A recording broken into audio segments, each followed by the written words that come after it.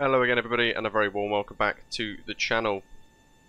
From tomorrow the 30th of October, PMDG will be releasing the Universal Flight Tablet for their 737NG product line in Microsoft Flight Simulator. Highly anticipated, a really good bit of kit that we've enjoyed previewing as well. But this video, however, is all about showing you how to use it so that you can make the most of it in your own flight deck experience when it's released for the sim.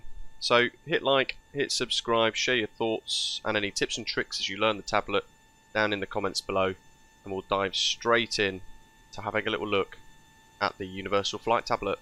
So initially, as we dive into the flight deck of the 737-800, our very own Osprey Airways Holidays livery for the channel, we've powered some of the systems on, got the nav lights on, and you'll notice on the edges of the flight deck here around the windows there is no tablet, and you might experience that once you've updated it too. No worries though, you can do this with the power off as well by pressing menu. You can open up the menu settings in the FMS, go to PMDG setup, aircraft, equipment, and then go back 2 pages to page 16 of 17, and the flight tablet currently is toggled off. When we click it, it will select yes, and as you can see on both sides we have independent tablets. They work independently of one another, so the things that we do on this one on the captain's side do not mirror on the first officer's side. Both then entirely independent of one another. We will focus on the captain's tablet though. The principles are the same for the first officer's tablet if you like to operate on the other side of the aircraft for your own sim experience, of course. And you can use both at the same time, selecting different screens too. But initially we're going to go to electronic flight bag.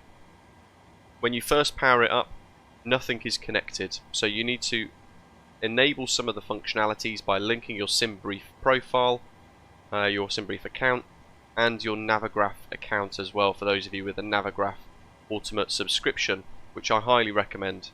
What we're about to do is dependent on having a flight plan already created. So we're here at the beautiful Flight Hamper Corfu Airport, LGKR, and we're planning for one of our Osprey Airways scheduled services back to London Gatwick. So I've generated the routing using Simbrief, and now we're going to pull everything into the aircraft.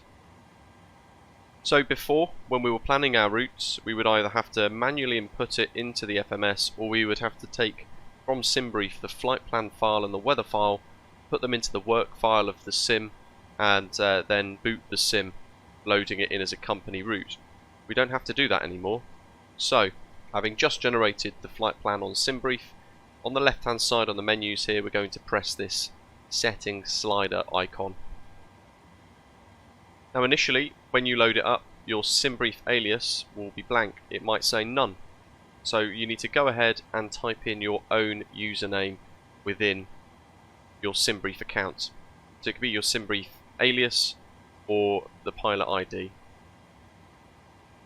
Whilst you're in this settings menu, in the general preferences tab, you can select whether or not you want the weather source set to the sim or the real world.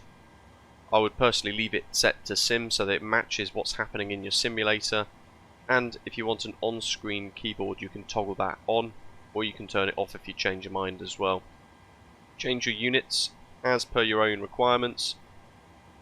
So in weights I like to use kilograms, so I've toggled that accordingly, and we use hectopascals in the UK, so I'm going to select that as well as Celsius. The rest can stay the same, and I'm going to press Save Preferences. At the very bottom here you have a Navigraph authentication option. It currently for me says sign out. Basically, if you haven't logged into this yet, it'll ask you to connect to your Navigraph account. So you would press this button and it would open up a screen on the tablet with a QR code and also a code below that for you to type onto navigraph.com/code. What that will then do is sync your Navigraph account to the PMDG Universal Flight Tablet. And again, once you've done that, make sure you press Save Preferences if you changed anything in here. You can undock this if you like, similar to the PMDG displays, by pressing right Alt and click. But what is worth saying is currently on the release, and this tutorial is based upon all of the features present on release. Things will change in the future, of course. Bits will be added, bits will be tweaked. You won't be able to change your tablet brightness using an undocked window. If you leave it here, however, you can. With that done, we can press the Home tab and we can request data from Simbrief. So that's pulled in our routing, and we can see here our flight number, alternates, cruise winds, cost index, all the rest of it here, along with our departure time and our estimated time of arrival as well. Below that, we can select weather, and we can either choose simple METAR or the detailed METAR, based on your own preference, or whether you like decoded METARs or not. And each of these tabs here will be relevant to our flight plan above, allowing us to observe the weather at our departure, arrival and alternate. If you want to check another one en route perhaps, then you can just overwrite this, type a new airport, press the search icon, and it will bring up another METAR there for you. Turning our attention to the map on the right hand side, however, I'm going to go ahead and press full screen here to expand it completely. We've got day modes and night modes. And zoom in and zoom out. I'm going to zoom right in, and this is using a Google overlay, and this is showing you the layout of the airfield. Now, for those of you with a Navigraph Ultimate subscription, providing that the airport is geo-referenced and you can use the really cool zoom overlay thing on Navigraph, you press this map button here to switch the map across. You will see now that we've got the Navigraph charts enabled. We can either lock location, which stops the map maintaining a lock on the aircraft in the middle, meaning we can drag it all around really neatly, and we can zoom in further to review all of the hold points, the taxiway assignments, and all of the stands as well.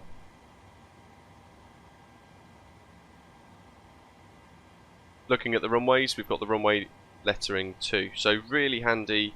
Certainly if you're taxiing around airfields that you might not be familiar with, or big airports as well, you can now have this selected, and it's really handy.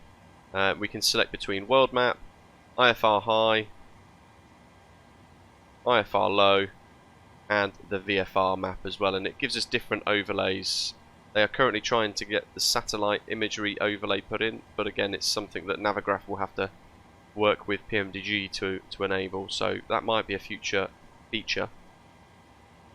We'll leave it on IFR high though. It's a really nice contrast, certainly helpful for taxiing about. And if at any point you want to have the aircraft be followed by the map in the centre, you can press lock location, and again it will recenter itself based on the aircraft location. Neat little feature. Performance wise, if you leave the location locked, as we have it at the moment, so it's greyed out, you can drag it around and you might find that it will perform just slightly smoother for you, depending on your system spec. The next tab on the left here brings up our OFP from Simbrief, and we can press the scroller on the right hand side, click and hold, and we can drag it up and down, or we can scroll it up and down using left mouse click and hold, moving up and down the screen, and again zoom in and out as per your own requirements. The next tab is Navigraph, and this allows us to look at all of our charts relevant to our flight plan, so it knows, having pulled the data in, that we're flying from Corfu to Gatwick. So we have departure tab set to Corfu, arrival tab set to Gatwick, and the alternate tab set to Manchester. What's really neat is if we go ahead and pin the charts that we want, so I'll pin that one just for the sake of showing you guys, and also the airport general tab. Having selected whatever pins we want, we can press the pinned tab icon, and all of our charts that we've pinned will be selected for us, ready to click through. Again with Navigraph, we can expand to full screen here, choose between day and night mode, and you can also toggle your aircraft location. So currently it's this little blue plane. We can click that to a round blue dot, or we can turn it off entirely. Once more, we can zoom in And if it's a georeference chart, you will see the aeroplane here as we push back, move backwards, and then taxi up to the runway, depending on whichever direction we're taxiing in, and that will overlay onto the map for us. Really good feature. Whilst we're doing all this, we can also use the first officer's tablet, if we wish, to mirror the data or bring up different charts comparable to the ones that we're using on the captain's side. So it's an incredibly flexible system. Now let's turn our attention to the FMS. How do we pull all of the data into the aeroplane from the Universal Flight Tablet? Well, let's press Menu, FMC, and we're just going to work through all of our pre-flight setup as we would normally. So we need to make sure we've aligned the IRS, and we've input our reference airport and the stand that we're at as well, if required. On the route tab, you'll remember this from using the work file if you've used that previously, but we'll go LGKR, which is already pre-typed, EGKK. We will add that into company route, and now when we press activate, we press next page, we can see our routing here already fed into the aircraft. Now it's always wise to make sure your routing is correct, so we'll go to the OFP tab of the tablet and we'll scroll down and you'll find your routing here. So LGKR runway 34, Olgat to Foxtrot to Olgat, direct to key mode, direct Inoxa, IOSA, Ixona, Rotar, lots of direct twos, and we can make sure that all of this matches our flight plan up to QNAV at Gatwick, when we will then expect to join the QNAV 1 Golf arrival on the other side of the flight. Once we're happy, we can press execute. We'll go to the menus tab, FS actions, payload. Currently you'll need to make sure you've set your payload and your fuel to match your flight plan.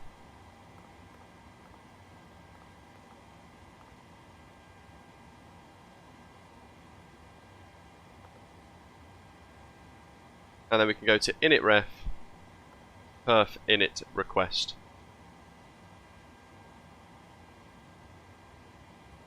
We'll give it just a moment, only click it once, let it think and calculate. And then we'll press load.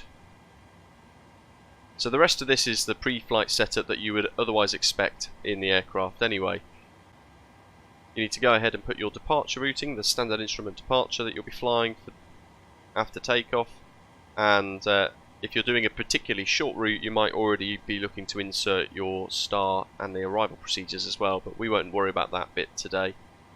Instead we will turn our attention to the N1 limit page, performance calculation. So thinking a bit ahead of ourselves, but it's to show you guys the performance tool. We can press the home button, go back to the performance tool, which is currently the second app inside the Universal Flight Tablet, and we can then press import from OFP on the takeoff tab, select the runway, and it will automatically feed in the data linked to what you have in the sim. Good data breeds good data, bad data breeds bad data.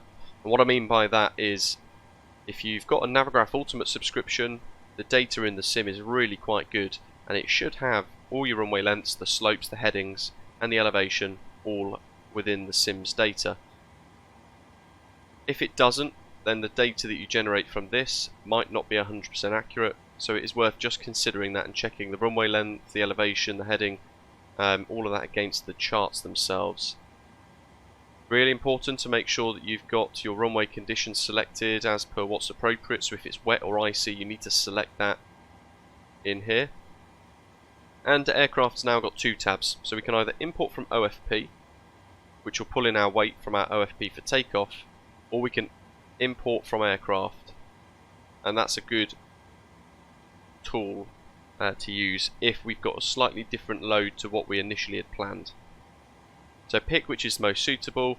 You can leave flaps, rating, anti-ice off if required, and packs on as well, so you can choose whichever settings are relevant to the conditions for your takeoff, and import weather automatically there using the METAR before hitting calculate.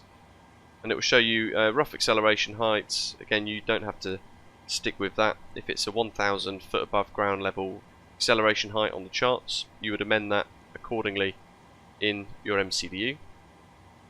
And it's recommending flap 5 here, N1 set to 94.5 and takeoff mode cell temp 46. A couple of V-speed recommendations and trim settings there as well. Naturally, if we were a lot heavier, so we were matching the OFP's weights, we would recalculate any time we change any data, and it gives us different settings as well there. So now we have a cell of 41, let's pop that in. Take off profile 1 selected and climb 2 to smooth out the departure if we wish. Take off on flap 5.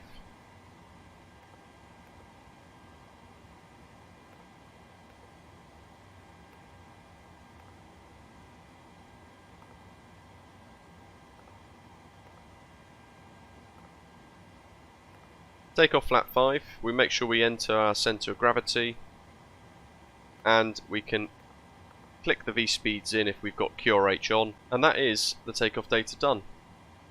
Now you have two other options here, landing dispatch and landing en route. Both are really useful, and I've actually found through using this that on arrival into, for example in this case, Gatwick, I would likely be using both. So I'd press import from OFP for landing dispatch, we would select the relevant runway and the conditions. Currently it's wet. If we were to be on approach at the moment, we would select a relevant landing flap setting, packs will be on, anti-ice off, and we can import the weather like so. And then we can calculate, showing us the landing distance available on the runway 26 left at Gatwick, along with our VREFs and the weights. Now if we clicked across to the landing en route tab, we can press import from OFP, 26 left again, we can press wet.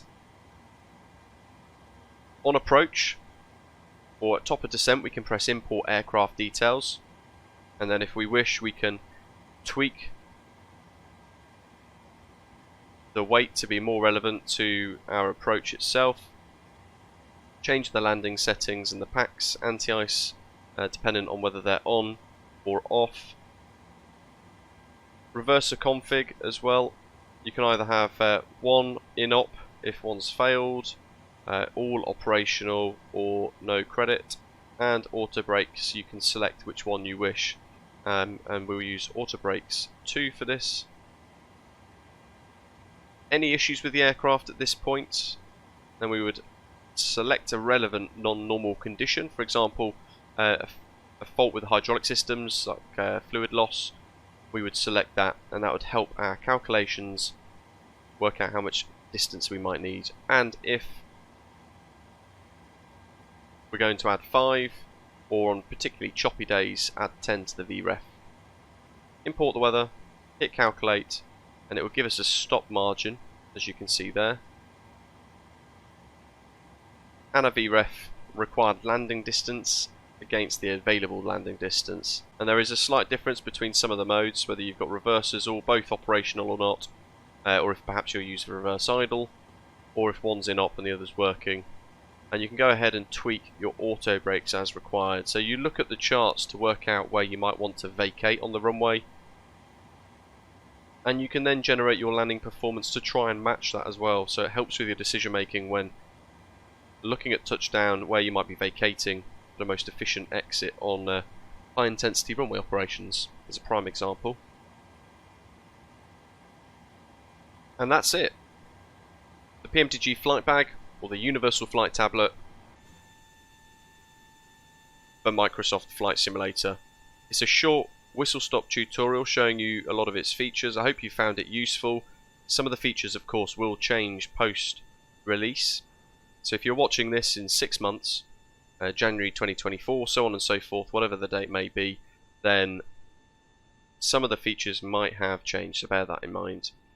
Head to pmdg.com for all of their product lineups and their own forums there as well, which is full of really useful information from Robert Randazzo and the PMDG team. For product releases, updates, announcements, changelogs, all that sort of thing. In the meantime, however, hit like and subscribe, and I'll see you for a live stream in the near future. Take care.